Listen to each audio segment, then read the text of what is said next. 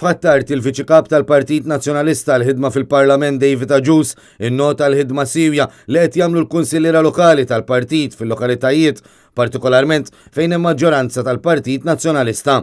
Wieħed biex bħal f'kull lokalità oħra ir-residenti ta' Ħattart se jsibu lil Partit Nazzjonalista jiddefendihom. David Aġus staqsa fejn qed imorru l-40 miljun euro li l-Gvern qed jonfoq żejjed ta' kull sena l-enerġija fil-waqt li dwar l-emendi fil-liġi għal protezzjoni tal-embrjuni qal li għalkemm bi free vote il-grupp parlamentari tal-Oppożizzjoni kien maqut favur il-ħajja. Il-Viċi Kap tal-Partit Nazzjonalista għal-ħidma fil-Parlament tem li kulħadd għandu jkun parti biex il-magna tal-partit taħdem suċċess. Minnaħa tiegħu il-President tal-Kumitat Eżekuttiv tal-Partit Nazzjonalista Mark Anthony Samut qal li t-tariffi għoljin li qed iħallsu n-nies għall-enerġija huma frott Joseph Muscat u Konrad Mizzi.